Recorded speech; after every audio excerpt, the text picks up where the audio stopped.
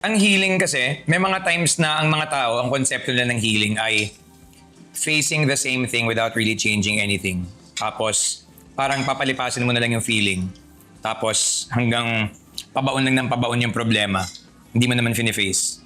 Tapos, yun na yung konsepto mo ng healing. I keep on giving and giving and giving, and then the next thing I know, ako na pala yung nauubos. So, kailangan kong choose yung sarili ko to love myself even more. Until, ako. Nung in-imagine ko na hinuot ko yung sarili ko, sabi ko, "Oo nga, hindi kita, pinabayaan kita." So, ayun, dun ko na-realize na I need to love myself more. Nararamdaman ay isasantabi. Sa bawat pag-unit ay merong tahi naghihilo.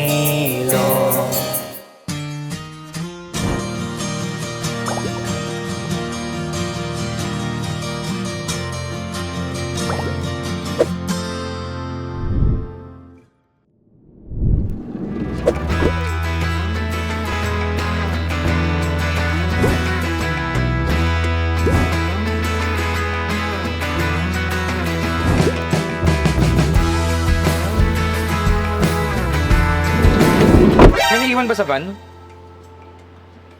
Naiwan yata sa van. Tayo.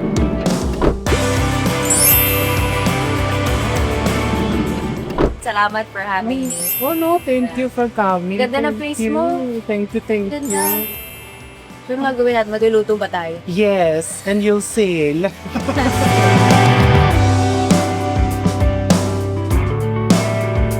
Eto na, our episode today is very, very, very special. Kasi makikita nyo naman, ang mga kasama ko ngayon dito sa aking kusina, two powerful names in OPM.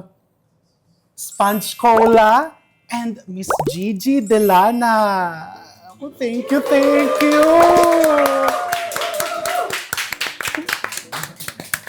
And very grateful ako dahil hindi po ako nahirapan mag-isip ng menu ngayon.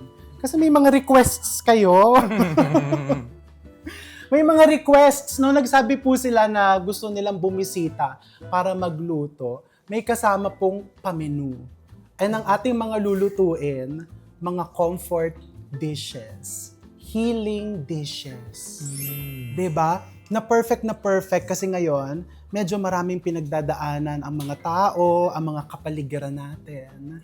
Exactly. Diba? Oo, but wag tayo magpakanega. Let's heal by cooking comfort dishes. I love it. Diba? So ang una, breakfast, request mo yun. Yes.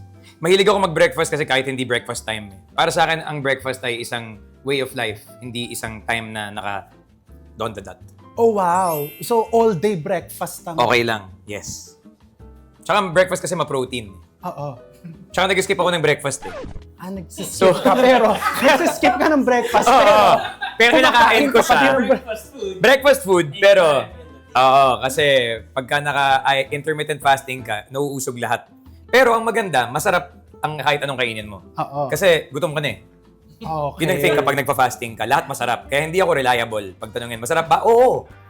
Kasi baka pag may bigyan mo akong pad paper, tapos kinain ko, parang, uy, masarap pa. Diba? Kasi, O yan ang mga gusto kong bisita. Kasi may iba yung masyadong straightforward, kahit hindi masarap, sasabihin. Diba? Pero wini-welcome natin lahat yun. Ganyan lang. Pero ang comfort breakfast mo, Yael, is... corned beef. Feeling ko kasi yung corned beef, siya kasi yung first dish na tinuro sa akin. Kasi yung best friend ko, nung nag-sleepover siya sa bahay namin nung first year high school, sabi ko, uy, gutom ako, kain tayo. Tapos gisingin ko si Yaya Elsie, baka pwede siya magluto ng corned beef. Tapos sabi niya, tanda-tanda mo na, nagpapaluto ko pa ng pagkain, tara. So tinuruan niya ako mag-corned beef. Tapos yung best friend ko kasi, medyo eccentric magluto. So kung ano yung mahanap niya, lalagay niya. So nakita ko, linagay niya yung red wine dun sa corned beef. Wow, social. Social! So ako parang, pwede pala yun. Tapos sabi niya, actually maraming pwede, testingin mo lang lahat. Kasi ang mundo, wala namang magagalit sa'yo, wala namang pulis na darating na parang, ano yan, corned beef, may wine, paano ba yan? Hindi pwede. Wala namang magpuposa sa'yo for that eh. So explore mo lang. Ang rule lang, Sabi niya sa akin, naalala ko pa to eh. Pag pork, kailangan luto. Pag beef, pwedeng di masyado. Yeah. Pag fish, pwedeng di masyado. Pag chicken, sana luto. Ah. So yun na yung binigay niyo sa akin na rule, tapos experiment na with it. So shout out to my best friend Leon. Hope you're watching and enjoying this. Thanks for the tips and thanks for the comfort. Kasi yung comfort, hindi lang siya about food eh. Involved din yung presence ng best friend ko na every time I eat it, kasama siya sa experience. Oh, wow. Oo nga, no? So ngayon, every time maglalagay na ako ng red wine sa corned beef. Ay, teka lang. May kailangan pala akong ikwento na important. go, go. Sorry. Nasa Paris ako one time. Tapos gusto ko... Wow! Yes! Wow! Tapos, gusto ko magpa-impress. Nakakita ko. Hindi, yun Okay. na pala yung ending. Yun na. Hindi, tapos gusto ko magpa-impress. So, gumawa akong corned beef. Ngayon, nakita ko na may red wine na nandun sa tabi. Yung kusina, all white. Aha. Lahat white. Pristine all white sa Paris. Mm-hmm. Nasa isang prime spot ng Paris, 3-bedroom apartment ng isa sa mga ninang ko, who shall remain nameless. Ngayon, naalala ko pa ito, wala pa akong shirt eh, kasi feel ko nagluto ko. Dati wala kang shirt pa nagluluto para feeling mo machong-macho ka. Ngayon, paglagay ko ng red wine, biglang sumabog lahat. Kasi hindi mo pala pwede ilagay yung red wine pagka mainit na. Nagtalsika. Sobra. Tapos, tumalsik lahat. Pag ganyan, yung subway tiles, Oo. naging purple, lahat. Tapos ako, wala akong shirt, di ba? So, sunog-sunog yung katawan ko, tapos ginawa kong shield yung ganito. So, nakaganon ako nun, parang, tapos hindi ko mapuntahan para ma-off. So, dumating yung wife ko, nakita niya, parang, ano nangyari? In-off niya. Tapos parang, nagkalat ako. So, ngayon, 4 hours ako naglilinis. So, yung bakasyon namin sa Paris, 4 hours doon, naglilinis lang ako. Naglinis ka. Ngayon, nung tapos na, nung paalis na kami, may na-realize lang ako, hindi ko dininis yung taas ng sinabugan. Yung ganito. Oh, wow. So, pagsilip ko, kaya May inisip ko polka lang, dots. hindi lang polka dots eh. Parang may carpet sa taas Oo. eh. So, ang nangyari na lang, parang, wala, sisa ko lang siya naglinis. Hindi lang ako yan. Baka yung previous na tenant, baka may, ewan ko, mali mo, mayroong mahilig mag-red wine doon. Baka naman umiinom siya, natapon lang niya. Pero anyway, kaya matagal ko na hindi ginagawa yung red wine Sa corned beef. kasi hindi naman din kailangan. Ata. Kasi maraming pwede, pero hindi lahat dapat. Sa bagay, pero gusto kong subukan yon. Huwag lang natin pasabugin. That is red naman yung tiles eh. So kakulay. Ako naka-white shirt ako. Malalabhan naman natin to. Sorry, madami akong... Talo team ko eh, so malungkot ako. O, di ba? Kailangan mo ng comfort. Kailangan, ito yung comfort. Yes. Comfort food, comfort laughter, comfort friendship. Halatang nako-comfort siya ng corned beef. Okay. Ba't ako may feeling nga parang papaluin ako? Hindi naman, maggisa na tayo. Okay, game. Okay, so yung corned beef bang nakalakihan mo, yung comforting corned beef mo, anong usually laman niya? Usually, actually, ano lang eh. Very simple and basic. Oh, what's this? What This is garlic. Ang bango ah. Tinamad kami mag-chop-chop, so we used a food processor. Pwede rin pala yun. Oo. Tapos yung oil na ginamit natin ay olive oil. This is, ay gusto mo ba olive oil? Ay, hindi ko alam. Puro kasosyalan dito, di ba? Olive oil. Sa Paris kasi, Red wine. nahirapan kasi ako maghanap ng ibang oil sa Paris eh. Di ba yung budget ko ang hindi nako-comfort?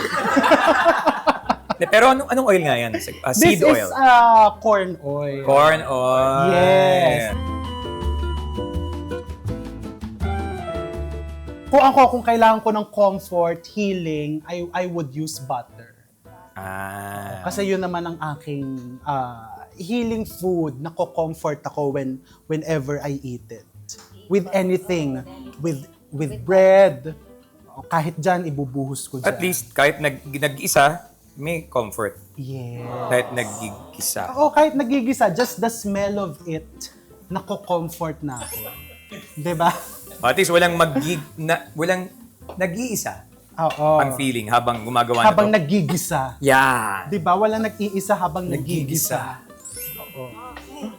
Ang ganda nung nagka-caramelize ba? Hindi, nagba-brown. Ang tawag doon? Nagpa-brown. Ay, yung Nagpa-brown. caramelize. Caramelize. Mhm.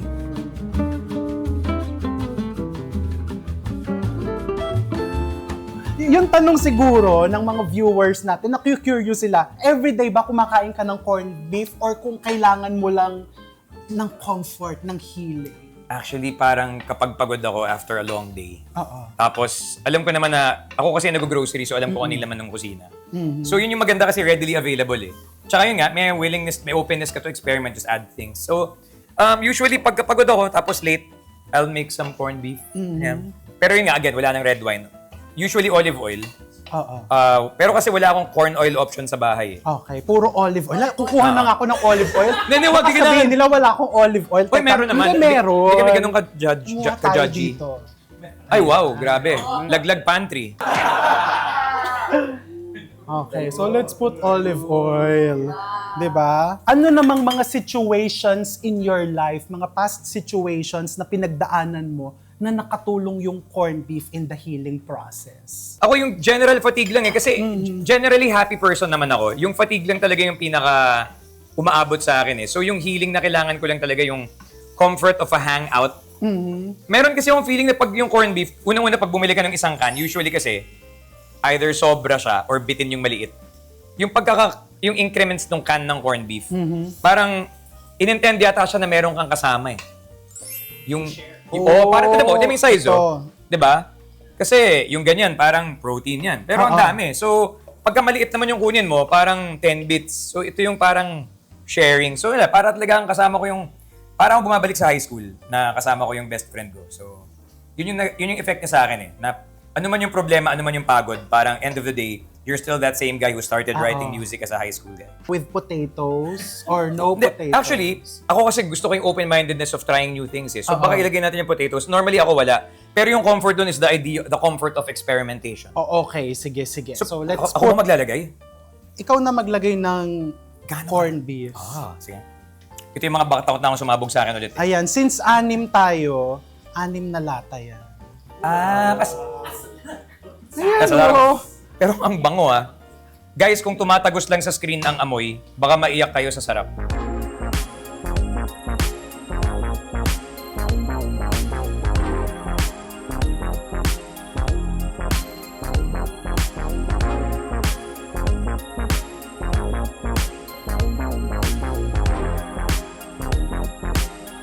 So ang tanong ng audience, ano naman daw yung mga pinagdaanan mo sa iyong career Nako! na hinilom ng corned beef? Sa music, maraming mga bagay na ipapromise sa'yo ang mga tao. Or sa buhay, di lang naman sa music eh. Tapos minsan, kakain ka ng maraming pancake house, tapos hindi mo alam naka-charge pala sa'yo. Kasi akala ko libre. So parang nung nakalagay na sa breakdown ng album sales yun, parang ako lang I could have paid for my own pancake house. It's the idea na you told me it was free but it was not. That's betrayal. That is betrayal. Alam mo ano yun? Yun yung ginagawa ni Vic Soto sa movies. Yung parang, oy, lilibre mo ba kami? Oo, sure. Thanks, Brad. Tapos, charge mo lahat to, charge mo sa takbo. Tapos, ba't yung bill nyo? Ba't 30,000 to? Sabi po nung lalaki, linibre nyo siya eh. Nako, tapos upakan na pa, hindi mahabol kasi ha. So, parang ganun yung nangyari sa atin eh. So, naalala ko kasi nung gabi na yun, parang napatayo ako ng ganyan sa harap ng corned beef. Yung parang, it's not a lot of money. It's just that when you promise that it's free, it's heartbreaking to suddenly have a bill. So you feel betrayed. Na hindi, yung principle, hindi pera, yung principle ng betrayal out of a promise that's not true. Kasi simple naman kami kausap eh. And we're very chill people, I think. I mean, clearly, so far. What do you think? Pakilagay sa comments kung tingin nyo chill kami. Pero ganun yun eh. Parang, di ba? Parang chill naman eh. So parang weird lang na libre tapos hindi. And to think, no, sa personality nyo, being chill, ginawa pa sa inyo yun. Diba? Paano pa yung mga mas naive pa? Paano kung ang prinamis sa kanila, libreng bahay, tapos hindi pala? Diba? Paano kung ganun? Nako. Lagyan nyo rin sa comments kung tingin nyo na abuso kayo that way. Masyado bang mabigat yung sinabi ko? Good start. Hindi ko naman sinasabi anong klaseng organization or group yung gumawa nun sa atin eh. Wala akong sinasabi kung sino. Mamaya na lang off-cam nila ibubulong. Kasi chismosa ako eh. Naku-curious ako sa mga ganyan. Pero clue yung pancake house. Oo. Yun yung favorite kasi Pancake nilang house. ipang-libre. Ipang-libre. Oh. Ano pa ang mga tanong ng audience? Ang heartbreak naman daw. Ay, heartbreak kasi heartbreak. Ayos ako sa mga ganyan eh. Ayos lang ako eh. Ayos lang ako eh. Maging sino ka man. So mukhang wala silang heartbreak. Hindi, si Gigi kasi iniiwasan yung mga ganyan na questions eh. Kasi, kayo ba, meron ba kayong gustong i-share? Kaya ba kayo nag-start magluto? Ako? Ba't biglang napunta sa akin? Hindi, kasi naisip ko lang. Heartbreak mo. Heartbreak. Baka pag may hawak kayong ganito, mas may maalala kayo. Parang, diba yung parang ganun?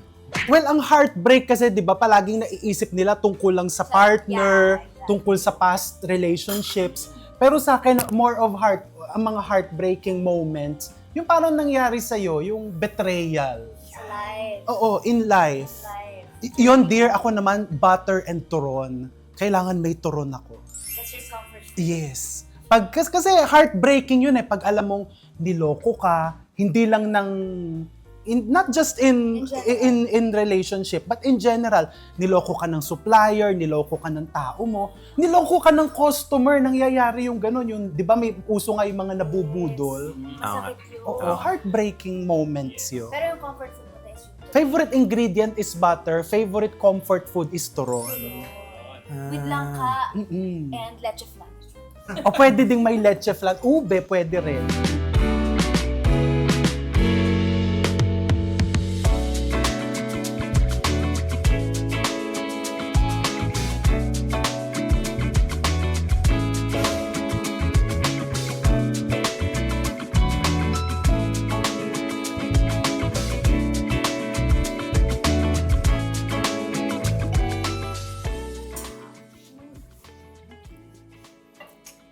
Okay, ba't hindi ganito kasarap pag ako yung gumagawa?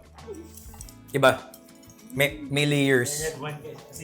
May layers, may narrative yung bawat bite, guys. After ng breakfast, lunch naman po tayo, ha? Nagugulat ako sa mga guests ko. Sana mamaya may appetite pa sila for dinner. So, Miss Gigi, ito naman ang ni-request mo. Kaya pinakulo ko na kanina yan, ha? This is bulalo.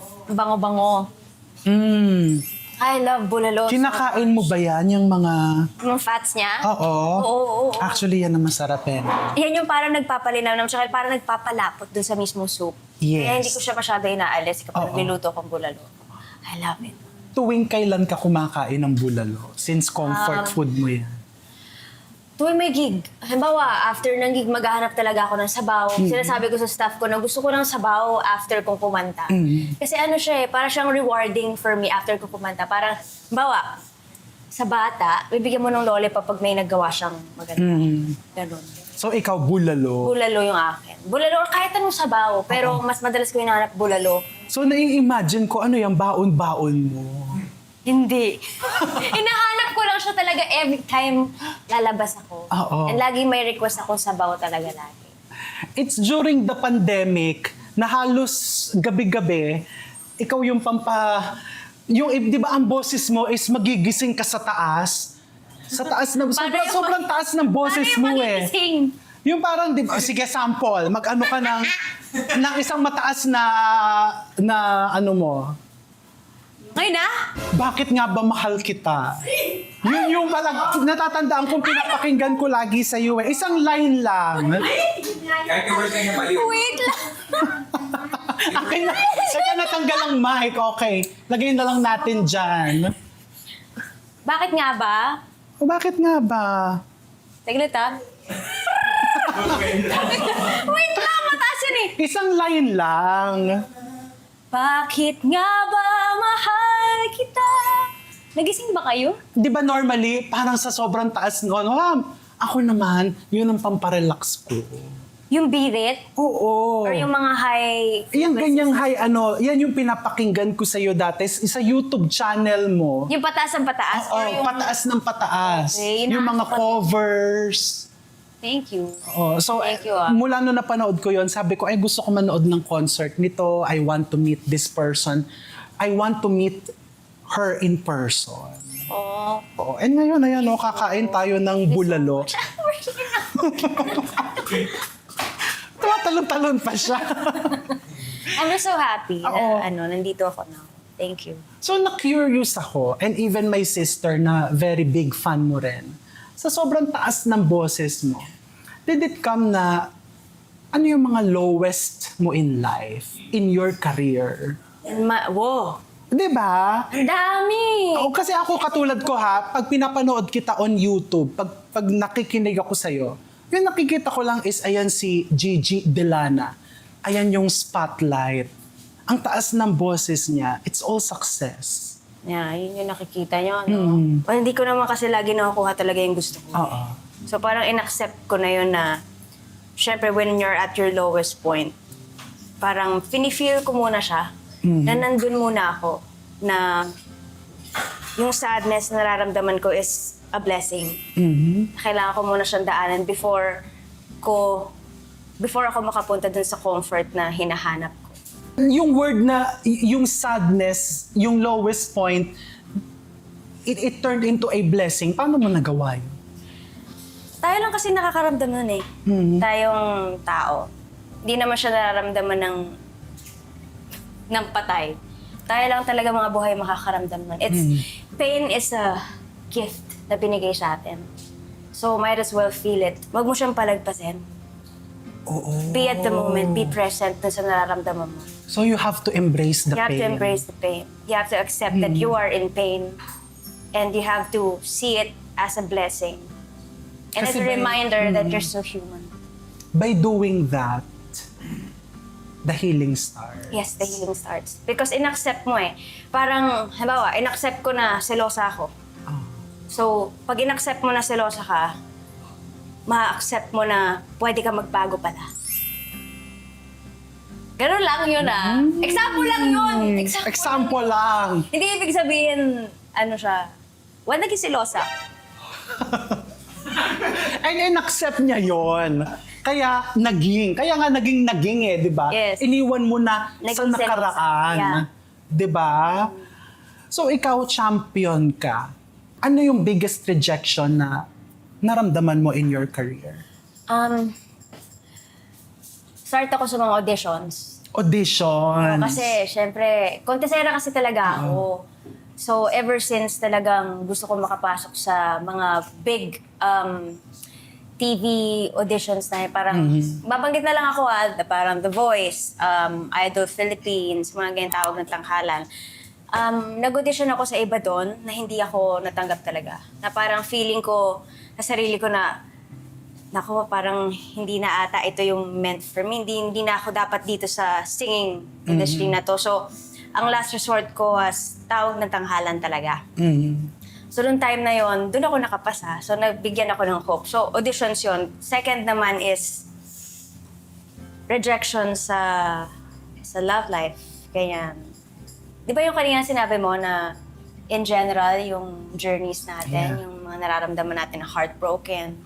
Ito naman, rejection ko, yung pinaka-rejection na natanggap ko ngayon was sa sarili ko. I rejected myself. Oh, wow. When my mom passed away kasi, na-realize ko na mas pinipili ko yung mga taong nakapaligid sa akin. People pleaser din kasi ako. So I want them to be happy. I want them to feel the love. Mas gusto kong inuuna yung mga taong nakapaligid sa akin before myself.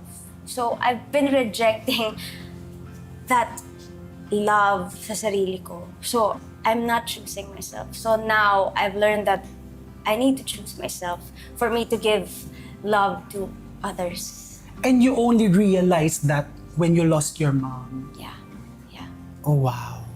I keep on giving and giving and giving, and then the next thing I know, ako na pala yung nauubos. So kailangan kong choose yung sarili ko to love myself even more. And how did you do that? How was the process of giving more love to yourself? Alam mo, hindi lang ako yung nagpa-realize ito eh. Kasi sa mga nakakasama ko rin, sa mga nakakausap ko, nabibigyan ako ng advice. And meron ako nakilala na life coach namin ngayon. Pangalan niya si Coach Russ, which is, I love him so much. Okay, hello sa'yo. Umattend ako ng retreat niya with my staff. And meron siyang pinagawa sa amin na you talk to your younger self. Imaginein mo, nandiyan siya sa harap mo. Hug her. Hug your younger self. And then, say to that younger self na, you're going to be okay. I love you. Sorry, hindi kita nabigyan ng atensyon. Lahat ng ng pwedeng sabihin dun sa younger self na, kaya mo yan. Basta lahat ng positive na and then I cried. Oo nga, all this time, hindi ko pinipili yung sarili ko. Nakalimutan ko na siya. Parang, dito ka muna. unahin ko muna sila bago ka. And then, I got lost. Yung batang yun, hindi niya na alam kung saan siya pupunta. Until, naiyak ako. Nung in-imagine ko, nung hinold ko yung sarili ko, sabi ko, "Oo nga, hindi kita, pinabayaan kita." So ayun, dun ko na-realize na I need to love myself more. Yun. So, nung tinanggap mo yon, the beautiful part of acceptance is now you're loving yourself more. Yes. And me loving myself more, I'm able Yes. to give love because ito yung baso, sobra na yung pagmamahal ko, nag-overflow na siya. So, binibigay ko siya sa mga tao na kapaligid sa akin. And I realized that when I love, mahal ko na yung sarili ko ngayon, I love people more. Yeah. Totoo yun. Mahal ko na sila, mas na-appreciate ko sila lalo. And na-appreciate ko lalo yung stories na nila, the way they talk, the way they laugh, the way they see me, the way I see them. Parang, masarap mabuhay. Yun lang. True. Masarap mabuhay. Kaya love yourself. Yeah.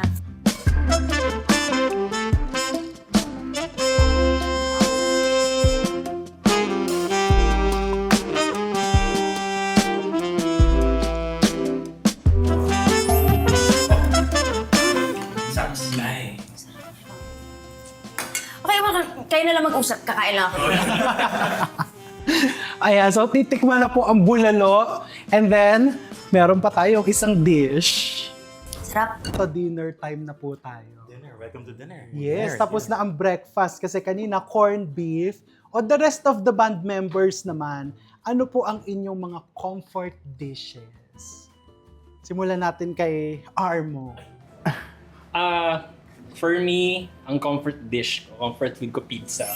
Pizza. So, yes. Kasi nung bata kami, pag inaantay namin si mama for work, dadalhin kami ng dad ko sa pizzeria. Pwede ko masabihin ko saan.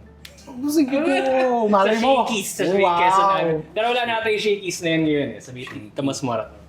So every time hintay namin yung mom ko, mag-pizza kami, me, my dad, my brother. Tapos, nung tayo kasi ngayon uso yung Ninja Turtles na show. So feel mo na parang, wow, parang Ninja Turtles talaga. And then nag-evolve siya sa pag high school, pag may potluck, pizza yung dala lagi. Tapos nag-evolve siya pag may band practice, pizza yung after. So lagi siyang nandun pag may mga high moments or kahit mga low moments, like lagi lang siyang dependable and consistent. Yeah, Quick basta may fix. pizza. Yes. Diba? And madali siyang i-share. Yeah. Pwede mo siya i-solo, pwede mo siya i-share. Either one. Ako Ano na, naman? I initially answered actually shawarma kasi one of the first out of country gigs na napuntahan naman is Dubai, yung mga Middle Eastern countries. Tapos when I tried the authentic, tas doon ko siya mas appreciate, tas doon ko mas na-try compare with the local ones. Tapos ayun, madali lang kainin, straight up, and sauces. Although hindi sila masasa Middle Eastern masarap pa rin. Like Kasi malaman. maganda siya na maghalo ng spices with the meat eh. So parang hindi mo siya, parang isang malaking puzzle ko paano mo nagawa yung recipe and with the spices. Yung layers ng flavor, no? Wow, so pizza, shawarma, and itong kare-karing nasa harap natin, yan ang comfort food ni Ted. Yes, yan ang aking comfort food. You may ask why? Kasi pag narinig ko yung comfort food, parang may naalala kong artist na pag narinig ko yung mga kanta niya, parang napupuno ko ng comfort. Si artist. Si Mariah Carey. Wow! So yun ang aking transition, why I chose kare-kare as my comfort food. Magaling naman talaga si Mariah. Nakaka-comfort talaga. Di ba, nung 90s, nung nasa high school tayo, pag yung Heartbreaker, yung mga ganyan, yung mga, breakdown, yan. Very comforting, kaya ang galing ng connection. O nga, Do you agree? Mariah Carey and kare-kare. Yes! With or without bagoong, It tastes great. Yes. Pero kayo, kumpleto yan. May bagoong. Oy, yun dapat nga eh. Ano ba yung mga natin, mga sangkap natin? May tuwalya, yung mga Meron. famous na Ito, famous. iniwalay ko para mas Ayun. ma-appreciate. Uy. Tuwalya and Tuwals. beef. Tuwalya and beef. Wow, ang ganda naman ng... Tapos the usual na gulay. Yung base natin, yung pinagkuluan nitong tuwalya and beef, and then atsuete oil, and then yung water, konting suka, konting patis. So, matrabaho siya gawin. No? Hindi naman matrabaho, pero time-consuming. Time consumes. Baka kaya ako din napili yan kasi pagka nandyan, alam mong pinaghandaan talaga yung preparation ng kare-kare. So, mas ma-appreciate mo talaga yung Mariah Carey. Oo. Kaya din yan ang pinili ko eh. Kasi sabi ko dahil your band is very special, kailangan yung paghihirapan namin. O, di ba? Kasi yung pizza masarap pero mabilis orderin, yung shawarma din, di ba? So ito yung talagang kaninang umaga nagpapakulo na kami. Wow, thank you so Oo, pansinin nyo lang, meron kaming konting kapalpakan dyan. Mahuhulaan nyo kaya ko ano. Kapalpakan. Kulang o sobra? May napagpalit. May napagpalit. May Peanut. talong. Yung Teka lang, may... Ano to? walang okra. Ano to? Kalabasa. Kalabasa. May kalabas. So normally walang kalabas. Hindi, meron din. Meron kalabas. Oo. Kayo, any guess?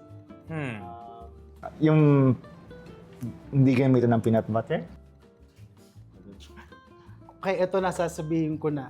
So napagpalit, dapat yung beef ang nasa sauce, yung gulay yung nakahiwalay. Nga ka, ma-overcook kasi yung gulay that way. May alam akong konti. Kaso lang kanina, nagkalituhan sa pagmamadali. Kasi nung nag-text na, malapit na yung sponge cola, yung assistant ko, sabi, sinong kasama nila? Ko, si Gigi Delana. Sabi, ay! Biglang napataas ang boses niya. And napagpalit niya. Yeah. Pero akala ko bagong version ng ano ng O, diba? deconstructed. Pero hindi naman kare-kare. halata. Hindi naman. Kung Walang hindi ko nakapansin. sinabi. Yes. Diba? Again, it's the journey and not the destination. So it's the process and not necessarily the final product, but the final product is also the process. Dapat Yes. tuyo yung tuwalya. Tuyo ang tuwals, Oo. hindi So, tumutools. the final product is still desirable. Super. 'Di ba? Pero Very yung sa process, yung may konting pagkakamali.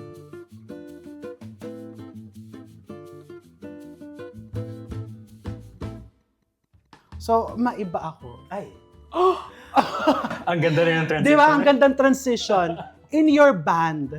So, sinabi ko yan, kanina high school pa lang po ako, pinapakinggan ko na yung Jeepney Days. Di ba? Pag naririnig ko yan, yung mga kabarkada ko, yan, nandyan nga mga high school barkada ko eh. Kasi yan ang ano talaga namin. So, yung band nyo, really going strong. Pero ano yung mga pinagdaanan nyo? When you were starting and at your peak? Ang mga naging struggles na pinagdaanan namin siguro would be, at a certain point, yung original drummer namin umalis noong 2009. Very early yun dun sa career namin. So, third album yun. Early ba yun? Or maaga lang ka tayo nagsimula? Di ko alam. Pero anyway, anong nangyari naman, at that time, it was hard for us. Pero ang nangyari, pumalit si Ted. And mas matagal na yung tenure ni Ted kesa kay Chris eh.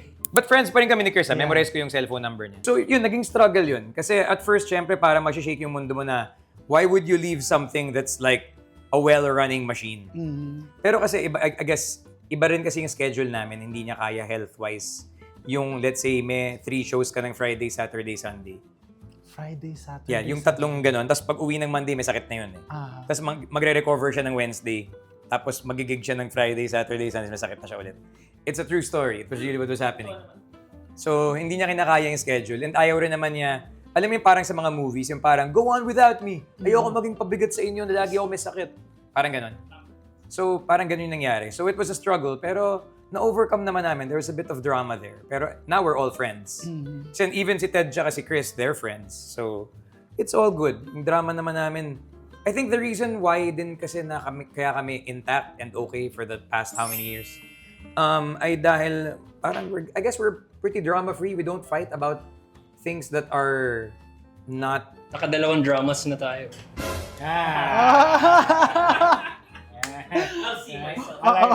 Ganda yun. Nakadalawang dramas na. Pero tuloy pa rin ang kanilang pagpalo. Yes. Kasi for us, I think, yung mga failures, quote-unquote na yun, when you play past it, play through it, dun siya nagiging, kaya mo siyang maging maganda. Kaya siya parang ganito lang. Yung nagkaroon ng mistake somewhere sa... Mistake ba or is it just the story? Oh. So, ganun ka-light kayo. Well, I would add dun sa mga pinagdaanan namin early days talaga. Kasi nag-start kami mag-band, nasa school pa kami nun. So, in the morning, study classes, and then at night, magigig kami. Tapos may mga gigs kami before na magigig ka Wednesday night. Tapos walang tao sa bar. As in, mga waiter lang talaga. May ganun. Meron. When we're starting out, yeah. So kami lang, wala man ang audience, waiters lang talaga. Tapos sila parang, yeah, sige, tayo. Mga ganong katagal tumagal yun? Mas 2-3 years din. Yeah. 2-3 years? Merong mga shows na maraming tao, pero may mga shows na walang May tao. mga ganun talaga. So, Actually, kung i-assess namin yung nangyayari doon, kasi meron kaming fan base ng students.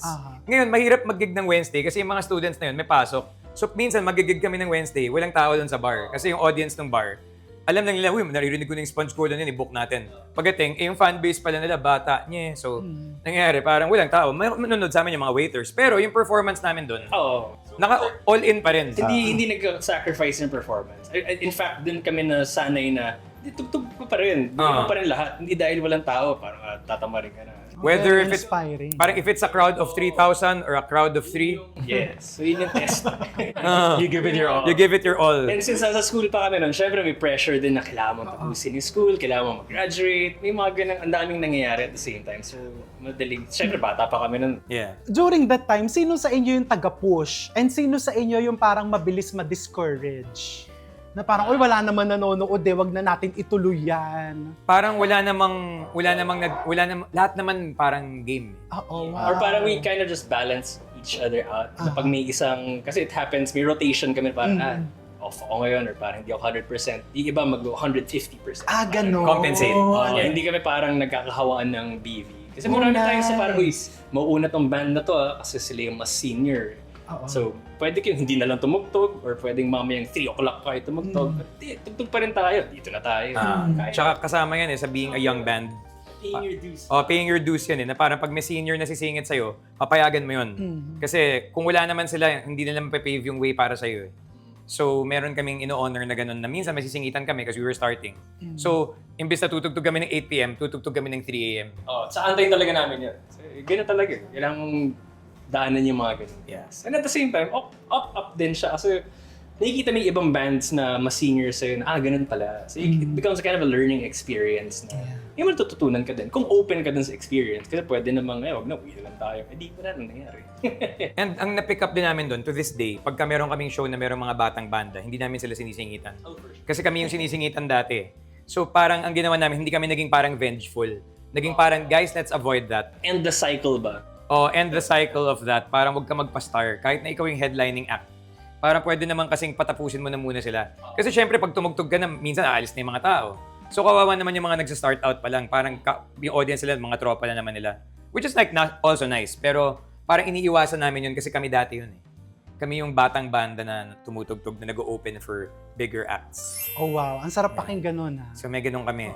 Feeling ko kasi baka hindi ko alam kung nangyayari yan sa world of cooking eh. Na nangyayari may seniority yan. tapos parang may mga nagbabrandish ng kanilang power. Oo, Pero, yung nagpa-power trip na ginawa sa akin dati yan.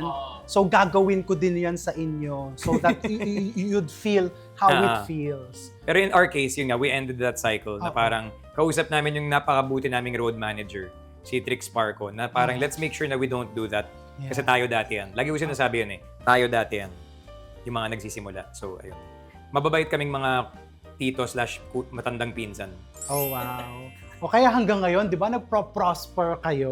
Yes. Prosper. Ay! Di ba? Oo nga no. Alam mo, heartbreaking yung na-cancel na show. Ay, yung mga kunyari may US tour or Canada tour na akala namin matutuloy na. Bumili na ako ng jacket eh. Ready na sabay biglang, guys, sorry, hindi matutuloy because yung of jacket. unforeseen circumstances. So, May mga ganun. may ganun. Minsan nangyari. Pero parang, again, parang ano naman it's part of the journey and part of it's part of the whole music thing. Pero may mga days kasi, nangyari yun nga, parang we had an Australian tour na na-cancel, meron kaming Hong Kong tour. Hindi, Hong Kong show na na-cancel. Mahirap yung tour ang Hong Kong kasi yun na yun. It happens din So may mga ganong disappointment. Kasi ano rin part of the disappointment isn't even like, it's never about money. It's more about just the idea of an adventure. Kasi yung thing with us is, kunyari ako, I get to work with my friends So to be able to travel with my friends playing our music, yung parang may nagagawa ka for culture, for art, and for the people there, na ang kasama mo yung mga kaibigan mo. Parang konti lang yung ganito na nakakagawa ng ganyan. Na wala akong ayaw sa kanila, alam mo yun? Dumi, silence. Pero parang ganyan, parang So talagang mas nananaig yung friendship. yeah, mas malaking than the bagay yun business part. Yeah, yung business part. Kasi I think isa sa mga reasons ba't di kami nag-aaway kasi yung business side, lagi naman naka-check yun for us. Tapos, basta parang it's more of a relationship thing. And yung kunyari parang overall well-being and happiness. So, pero yun, may heartache pa rin at may heartbreak pa rin from time to time. Ready na ba kayong tikman to? Ready na. Cars. Miss Gigi, pasok!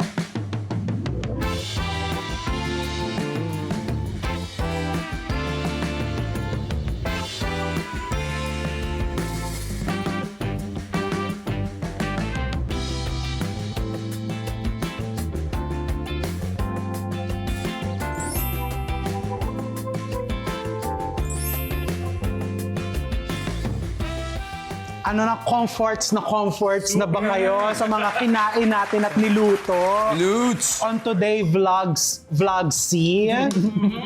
Cooking vlog C. Diba? And may mga maiibalot pa kayo sa bagelya. Magelia! Diba? Ibabalot nyo lahat yan sa bagelya. Pero, bago yan, kailangan kakanta kayo. May request ko ba na kantahin namin? Siyempre naman, yung bagong kanta nyo, yung naghihilo. Updated. Oo, kasi 'di ba sa situation ngayon maraming mga gustong maghilo. Oo. Tama yan. 'Di ba? Busy kayo dyan. O maghihilom tayo for today's episode. Pero bago 'yan, ano bang inspiration niyang kantang yan? Ako kasi yung type ng person na laging tinatawagan ng mga tao when they're down. So, kasi I'm an empath and I am an ENFP. So, I'm an extrovert, nurturing, basta. Ngayon, parang, I guess, kinumpile ko lang yung ideas ng mga bagay na kwento sa akin over the years na napansin ko na ang healing kasi, may mga times na ang mga tao, ang konsepto nila ng healing ay facing the same thing without really changing anything. Tapos, parang papalipasin mo na lang yung feeling. Tapos, hanggang pabaon lang ng pabaon yung problema. Hindi mo naman fini-face. Tapos, yun na yung konsepto mo ng healing. So, I guess this song kind of reminds people, lalo na towards the end, kasi the chorus kind of changes sa dulo na maybe there are other ways instead of just sweeping things under the rug. Maybe you can actually concretely face your problems and address them. Kasi may mga times din na baka hindi healing yung kailangan, baka you have to let go. So that's also an option. And it makes everything heavy, but sometimes kasi, some things are just not worth fighting for na pala. Minsan, hindi lahat Kasi mahirap rin kasi kapag ang attitude mo ay always puso, always I will make this work. Minsan parang mauubos ka rin if you don't pag ginawa mo yun for the wrong person. So, don't worry, ang uubusin lang natin ngayon ay pagkain. hindi ang sarili. Iyak muna ako Ako rin, ma'am. First collaboration nyo to, no? Yes. Paano pala nag-materialize yan? Nag-hangout kami ng isang September night sa studio.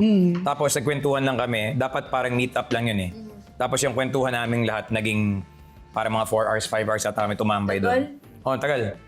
Parang napag-usapan na namin yung mga kung ano yung mga pinapakinggan namin, ganyan. Tapos paano gumawa tayong kanta? Gawa tayong kanta. So, ayun, may kanta tayo. Hindi gumawa kanta. So parang nagsimula, para kaming dalawang bata na mga bata kami na pinagsama sa isang place para maglaro. Wow. Tapos nakagawa ng kanta. So, ganun.